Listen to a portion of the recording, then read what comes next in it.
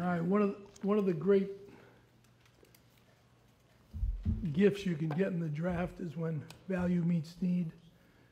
And I mean, we had a solid first-round grade on Willie. So we're thrilled to get him. He's exactly what we're looking for. He's a power broker. He's tough. He finishes strong. He played for an 0-13 team last year. And if you look at him in game 13, you know the kid's got pride. He's got a tremendous amount of pride because he played as hard in that game as he played in game 1. I mean, you know, I love the hog mollies, and this guy's really got a lot of talent. He's a very athletic kid for his size. He can run, he can pull, and he plays very smart. I'm thrilled we got him. Yeah, likewise. You know, we had him rated and graded in the first round, so we were excited. A little anxious at the end of the round last night. We were hopeful he'd be there, and then certainly being second today, we just had to wait out what Cleveland was going to do.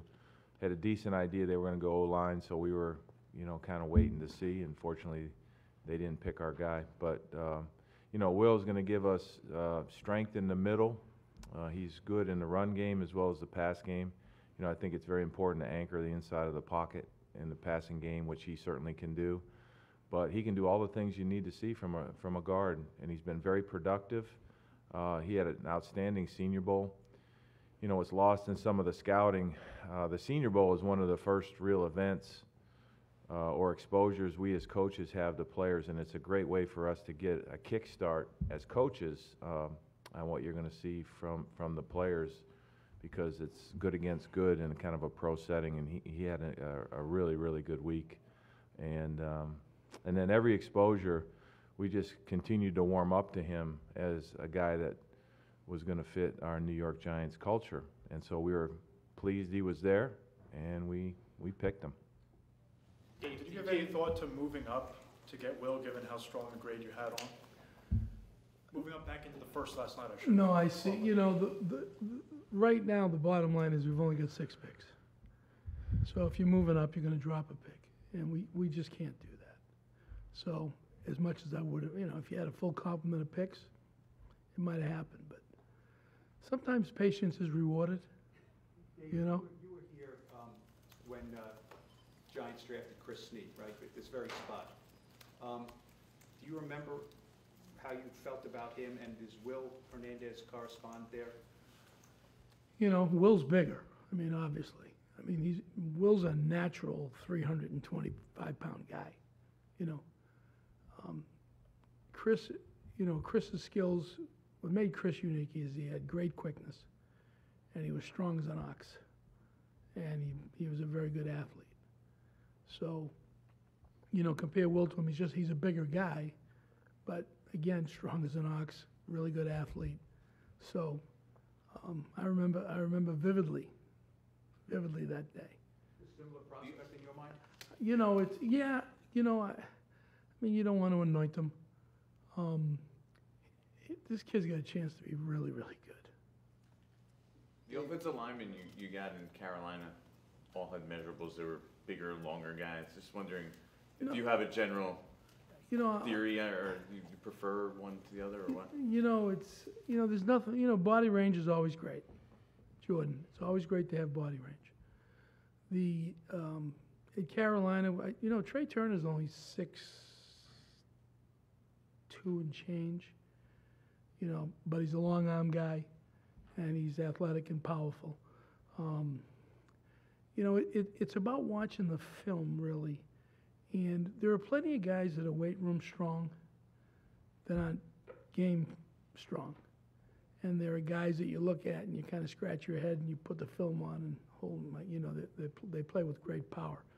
So my point is there are 320-pound guys that can play like they're 290, and there are 300-pound guys that can play 315. So, I mean, to me, the biggest thing is, I mean, obviously you want them to be as athletic as you can get them. And you want them so that they can make all the blocks. You can reasonably expect that.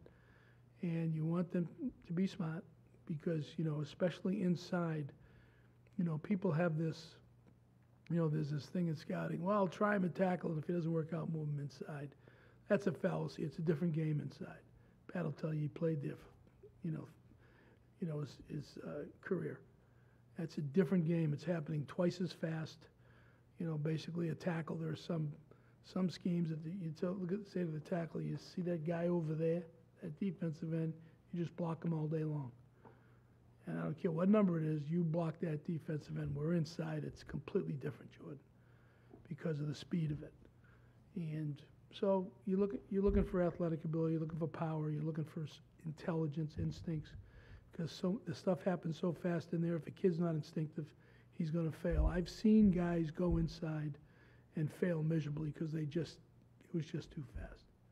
Dave, when you see, you talk about Hernandez playing in his 13th game, and that, you know, and he's playing as hard as in the first game. So when you're making your assessment, you're saying to yourself, geez, this kid's character matches his talent? You know, just think about it. Just imagine you guys playing any sport, and you've got an X game season, and you haven't won a game, and you're playing the last game. You know, 50% of the population is going to forget about it. I'm done. You know, the toughness and the character of this kid in the 13th game was very, very impressive. Dave, how much thought went into other positions, or how much debate, I guess, was there? You know, when we took him, he was the guy on the board that was ranked the highest. Have you seen recently an offensive line rebuild? What that the Giants have done so far this offseason, including this draft pick, reminds you of something that can be successful? Eerily similar to a year ago, actually. Dave and I were just talking about it. And this really wasn't planned, although it was part of the equation. But a year ago in Minnesota, we went out and got 2 free agents, and then we drafted Pat Elflein, who played center for us and played at a level way above what a rookie would play. You know, this year we went out and got 2 free agents, and now we've drafted another offensive lineman. And a year ago, we brought in Dalvin Cook, and we brought in Saquon Barkley. So, you know, I don't think it was planned that way. Sort of worked out that way, you know, and we've got 2 more picks tonight. We'll see what happens. But I do know this. Whether you coach offense, you coach defense, it doesn't matter what position you coach. If you can't block them, nothing works. And so, we've made, obviously, an effort here to improve ourselves up front. So all those guys that do the fancy stuff can do their thing. How much better did your running game get the last 2 days? Oh, a lot better. I mean, we're all saying that with a smile. You know, I think when you bring in a dynamic runner and then you bring in a guy that can block, you know, certainly those are 2 pieces to the equation. You thought, I mean, Omame's played left guard, and Yeah. so did Will. Yeah, Do you well, have an we're initial gonna- thought on that? Of Yeah, maybe we're how going to you're bring him work in. Will's going to play both sides to begin with, just see where he fits in. He's going to get the same speech. In fact, I saw Saquon earlier, and I gave him that, here's your locker, here's your helmet, there's the field speech, and he's going to get the same speech. So, Just so you know, Patrick started games at right guard earlier in his career. How was Hernandez, like pulling out on screens and stuff? He's a really good athlete, Pat. For a guy his size, he really is an excellent athlete. He can bend, he can change direction. Part of being a power broker is the ability to roll your hips on contact, and he can do that. Some of the clips you see, he looks a little nasty. Yeah. Looks like he. He's cranky. Yeah. He's cranky. that's a good word. Yeah. As That's kind of a good thing in our sport. Yeah. You know, a lot of parts of our culture that's not admired. Certainly in our sport, it's something that we value. It's good to have, as a former offensive lineman, it's good to be Yeah, cranky. cranky's good. Could he be ahead of the game because his 4 years at UTEP, he had a guy who was an NFL offensive line coach? Yes, and I think that shows up in his play. you know, you can see that he's been coached pretty well, and that certainly starts the process. You know, we talk about guys that can come in and play right away, then there's other guys that are developmental. This is a guy that's got a really good chance to come in and compete and play very early in his career. Dave, what kind of advantage is it for you to have 2 more picks tonight so close together? I like it. I'm not mad. The advantage is they're both at the top of the third. That's the advantage.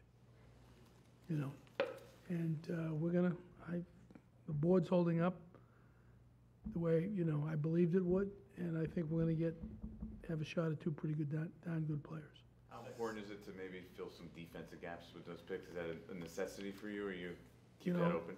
Again, Jordan, I'm gonna go with the board.